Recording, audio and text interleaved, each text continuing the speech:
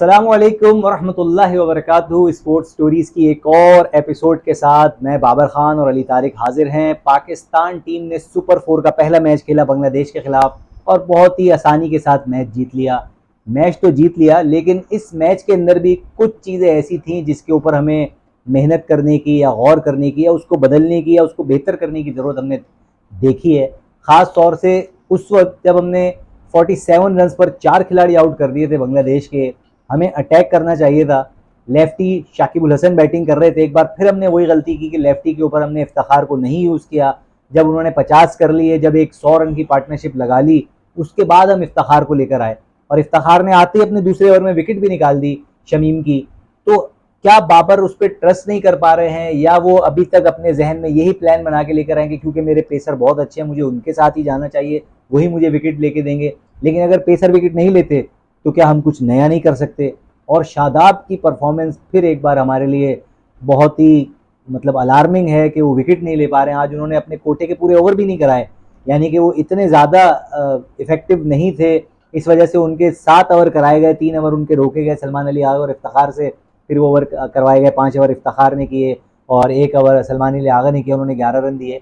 तो ये हमारे लिए बड़ा अलार्मिंग है कि इफ्तिखार के होते हुए हम लेफ्टी पे क्यों नहीं अटैक करते, और जब आते ही विकेट निकल गई थी और उसके बाद हमने क्यों नहीं अटैक किया। गो के हारिस रऊफ ने नीचे से आके 4 विकेट लेके 193 पे किस्सा तमाम कर दिया बांग्लादेश का। लेकिन इस इनिंग के अंदर हमें बहुत कुछ देखना पड़ेगा कि किस तरह हम अपने मिडिल ओवर, क्योंकि हमने इंडिया के खिलाफ भी यही देखा कि 4 आउट होने के बाद हम फंस गए। हमने हार्दिक पांड्या और ईशान किशन की पार्टनरशिप करा दी, यहाँ पे भी हमने 4 आउट करने के बाद 100 रन की पार्टनरशिप बनवा दी। तो ये पार्टनरशिप, ये मिडिल ओवर में हम विकेट क्यों नहीं ले पा रहे, ये थिंक टैंक को सोचना होगा और करना पड़ेगा इसके ऊपर कि क्या करना है। हारिस रऊफ ने आज अपनी 50 विकेटें मुकम्मल कर ली हैं। पहली जो विकेट थी उनकी आज की, वो 50वीं विकेट थी। उसके बाद माशाल्लाह 3 विकेटें और ली उन्होंने। तो बड़ा अच्छा हमारा पेस अटैक तो अच्छा जा रहा है। शाहीन का आज वो रिजल्ट नहीं आया जो आना चाहिए था। जो मैंने देखा, शाहीन आज फुल पेस के साथ बॉल नहीं कर रहे थे। या तो वो अपनी एनर्जी को सेव कर रहे थे बड़े मैच के लिए, जो उनको पता था कि बांग्लादेश का मैच इतना क्रूशल नहीं है, यानी क्रूशल इस सेंस में कि बांग्लादेश के बैट्समैन उस पाए के नहीं है। मैं अगर 135 137 पे भी बॉल करूंगा तो मुझे पता है मैं उनको पकड़ लूंगा। इस वजह से वो इतनी जान नहीं मारे थे। शाहीन लीथल जब ही होता है जब वो 140 प्लस पेस के साथ स्विंग करता है, तो फिर वो खेलना मुश्किल हो जाता है। जैसे कि रोहित शर्मा को बॉल पड़ी, विराट कोहली को बॉल पड़ी, तो ये इस पेस के साथ जब वो बॉल करता है तो मुझे ऐसा लगा कि वो शायद अपनी एनर्जी को बचा रहा है। आगे जो इंडिया का मैच आना है, एक बड़ा मैच आना है और आगे पूरा इवेंट है, तो शायद वो स्पेस से बॉल नहीं कर रहा था, अपनी अपनी एनर्जी को सेव कर रहा था। तो हो सकता है इस वजह से वो थोड़ा सा हल्का आया। शुरू के 2 ओवर में विकेट भी नहीं मिल सकी, 2 ओवर के पूरे 1 विकेट भी नहीं आई उसकी। शुरू में हम देख रहे थे कि वो 135 टू 140 के बीच में बॉलिंग कर रहा था, 140 प्लस पे नहीं जा रहा था। तो यही वजह है कि वो, मुझे ऐसा फील हुआ कि वो शायद अपनी एनर्जी को सेव कर रहा है, बहुत ज़्यादा जान नहीं लगा रहे। क्योंकि पेस के लिए जाहिर सी बात है आपको शोल्डर बैक पूरी जान मारना पड़ेगी, तो वो अपनी जान नहीं मारना चाह रहा, अभी अपनी एनर्जी को सेव कर रहा है ताकि जब बड़ा मैच आए तो वहाँ पे फिर 145 भी जाए तो बेहतर है रिजल्ट। आजम ये जो स्क्रिप्ट लिख कर लेकर आता है उसी के हिसाब से चलेगा, कुछ चेंजिंग नहीं करेगा। जो लिखा है उसी हिसाब से चलता रहता है, ये लिखा हुआ है। बहुत ज़्यादा ये छाप लगना शुरू हो गई बाबर आजम। हालांकि बहुत क्लास बैट्समैन है, उनकी क्लास पे कोई शक नहीं है, लेकिन बार बार उनकी कप्तानी के ऊपर आवाज़ें उठ रही हैं। बार बार उनकी यही वाली बात उठ रही है कि क्या वो स्क्रिप्टेड कप्तान है, या उनको जो एक रन डाउन बन के मिलता है कि यार ये इस तरह बॉलिंग चेंज करनी है, क्या वो उसी को लेके चलते हैं। क्या वजह है कि वो उसके अंदर तब्दीली नहीं कर पा रहे।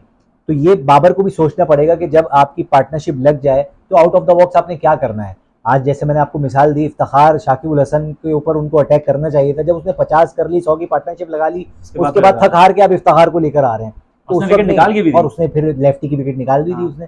इट्स मीन कि वो लेफ्टी पे विकेट ले सकता है, तो आपको शुरू में ही आ जाना चाहिए। आपने इतनी लंबी पार्टनरशिप क्यों बनवाई? जब 47 पे 4 आउट थे, गो फॉर द किल। आप 50 55 60 के ऊपर 5वां आउट करते, उनका पकड़ते ही 100 120 पे आपकी टीम आउट हो जाती। आपने क्यों स्कोर बनवाया? तो ये तो सोचना पड़ेगा बाबर को किस तरह। शादाब रिप्लेस नहीं हो सकता नवाज के साथ? नहीं, शादाब मेरे ख्याल से नवाज के साथ तो नहीं। देखिए अब इनको ना अपनी स्ट्रेटजी थोड़ी सी चेंज करना पड़ेगी। एक तो शादाब रिप्लेस इस वजह से नहीं हो रहा क्योंकि उसको वाइस कप्तान बना दिया वनडे टीम का। अब एज अ वाइस कप्तान उसने खेलना ही खेलना है, लेकिन अब उसको इनका रोल तब्दील करना पड़ेगा। उसको मेन स्पिनर की बजाय एज अ बैट्समैन उसको लें, जो स्लॉगर हो, जो 7वें नंबर पे आगे स्लॉगिंग करे और वो बैटिंग कर रहा है। ठीक है, नवाज तो अच्छी बैटिंग करता है। नहीं, अभी तो आप पिछले 2-3 मैचों से देख रहे हैं नवाज स्ट्रगल कर रहा है। अभी शादाब ने पिछले मैच में 50 करके उसने एक मैच बनाया था अफगानिस्तान की सीरीज में। अब शादाब की बैटिंग अच्छी है, ठीक है, लेकिन नवाज क्योंकि काफ़ी अरसे से इन एंड आउट रहा तो उसका कॉन्फिडेंस थोड़ा सा शेक हुआ है। मैं समझाना कुछ और चाह रहा हूँ कि आप शादाब को रोल दें एज अ बैटिंग ऑर्डर, नीचे टेल के अंदर आके 7वें नंबर पे स्लॉग करे। मेन स्ट्रीम स्पिनर आप जो लीड करे स्पिन को, उसके लिए आपको स्पिनर एक लाना पड़ेगा, और वो स्पिनर अभी ओसामा मीर है टीम के अंदर। आप ओसामा मीर को रोल दे सकते हैं कि आपने सिर्फ बॉलिंग, उसका सारा फोकस भी बॉलिंग पे है ना, तो आप शादाब का अगर बैटिंग पे फोकस है तो आप शादाब को बैटिंग पे फिक्स कर देंगे। ठीक है, तुमने आके 7वें नंबर से बैटिंग करनी है तो बैटिंग करो, बॉलिंग वो फिर हमारे लिए ऑप्शनल हो जाएगा। हमारे 4 बॉलर हो गए, यानी कि हमारे पास फहीम अशरफ वगैरह फास्ट बॉलर के साथ ही जाते हैं, नसीम शाह, शाहीन आफरीदी, हारिस रऊफ और उसके बाद ओसामा मीर, ये 5 बॉलर हो गए। अब हमारे पास ऑप्शनल के लिए कौन सा बॉलर होगा? शादाब, इफ्तिखार, ठीक है ना, और सलमान अली आगा।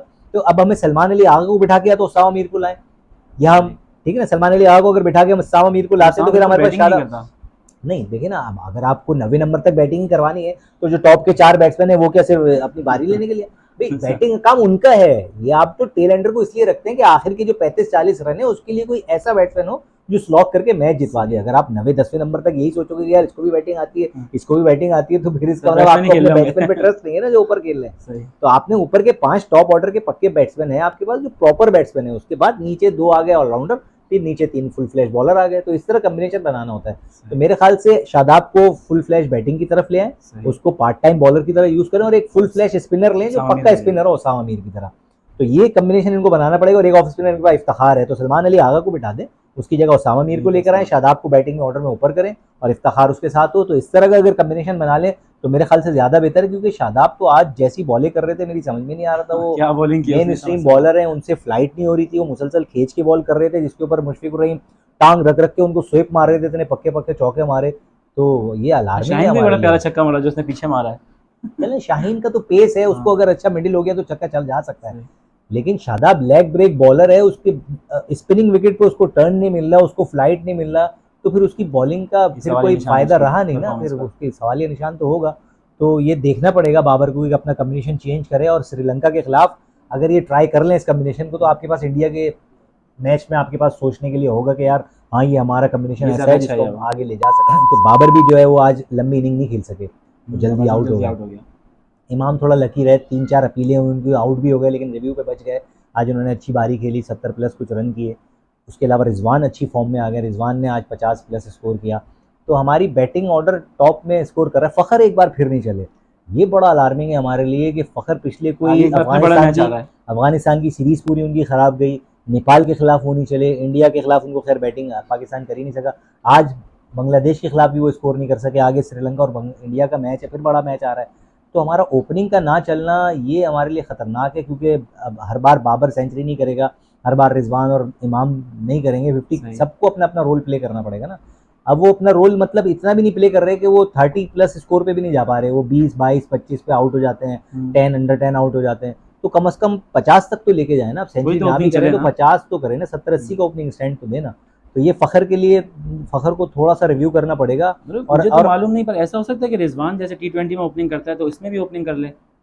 अब ये दरअसल देखें ना, एकदम से कॉम्बिनेशन चेंज नहीं कर सकते आप। पिछले कोई 1 साल से वनडे खेल रहे हैं तो आप फ़खर और इमाम को ही लेके चल रहे हैं, ठीक है ना। और T20 के अंदर बाबर और रिजवान है। अब जैसे T20 में हम रिप्लेस नहीं कर सकते एकदम किसी को, ऐसे वनडे के अंदर भी रिजवान को रोल नहीं दे सकते। अगर वो नहीं क्लिक हुआ तो फिर कहने को ये होगा कि अच्छा खासा चल रहा था, क्यों चेंज किया, और अगर क्लिक हो गया तो फिर बोलेंगे कि यार जब से क्यों नहीं किया था। मतलब एक चीज़ सिचुएशन ऐसी बनेगी। लेकिन T20 फॉर्मेट एक बिल्कुल अलग है, वनडे बिल्कुल अलग है।